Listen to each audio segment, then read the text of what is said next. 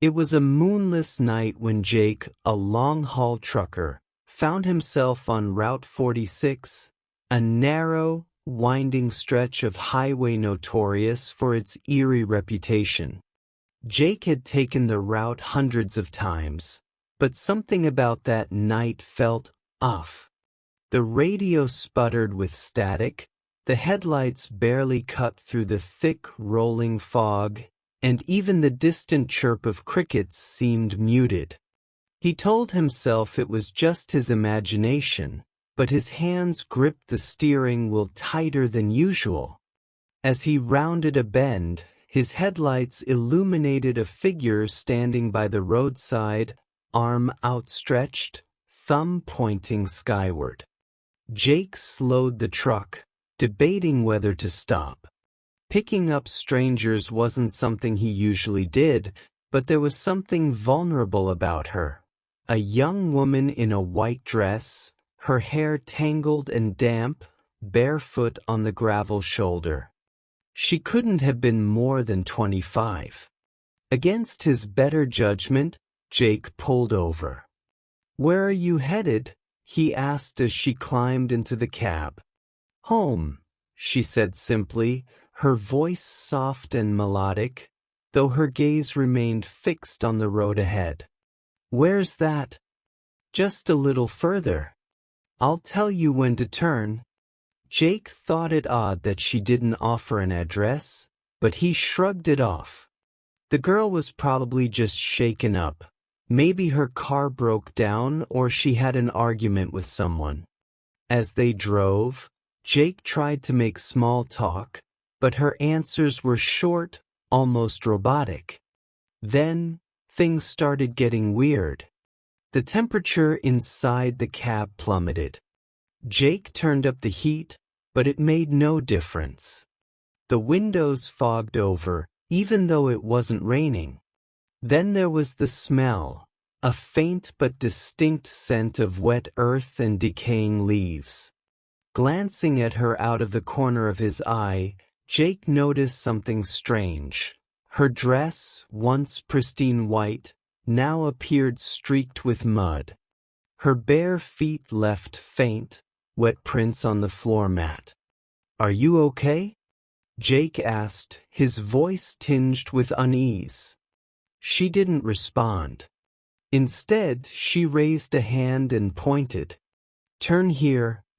Jake turned onto a narrow, overgrown road he hadn't noticed before.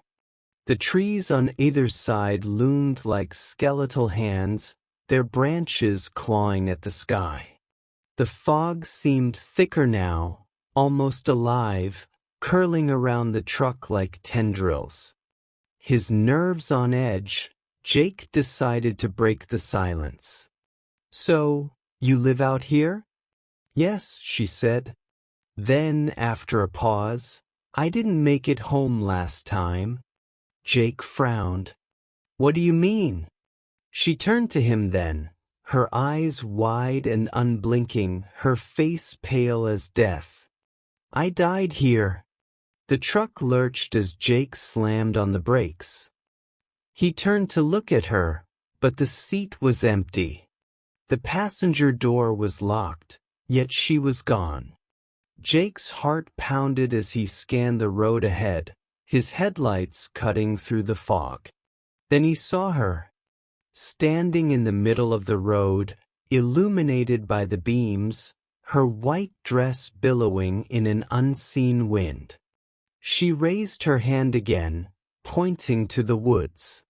Terrified but unable to resist, Jake followed her gesture with his gaze. There, in the shadow of the trees, he saw it, an old, rusted sedan wrapped around a thick oak. The windows were shattered, and the front was crumpled beyond recognition. Jake climbed out of the truck, his legs trembling. As he approached the wreck, he noticed something chilling, a faded photograph lying on the ground, just outside the driver's door. He picked it up and felt his blood run cold. It was a picture of the hitchhiker. Jake scrambled back to his truck, desperate to leave. But as he started the engine, the radio crackled to life. Through the static, he heard a faint voice. "You should have helped me sooner." The truck's headlights flickered, and the engine sputtered. Jake's breath came in ragged gasps as the cab filled with the overpowering scent of decay. Then, just as suddenly as it began, everything went still. The road was empty. The hitchhiker was gone. Jake made it back to town that night, but he was never the same. Strange things began happening. His truck would stall inexplicably, he'd see her face in the reflections of store windows, and every so often he'd wake up at night to the sound of faint knocking on his bedroom door. A month later, Jake's body was found in his truck on the same stretch of Route 46. The coroner ruled it a heart attack, but those who knew the legend whispered a different story. They said the hitchhiker had claimed another victim, bound to the road until someone could help her find peace. What do you think of this extended version? Should I add more layers, like Jake trying to unravel the hitchhiker's backstory or someone else encountering her later?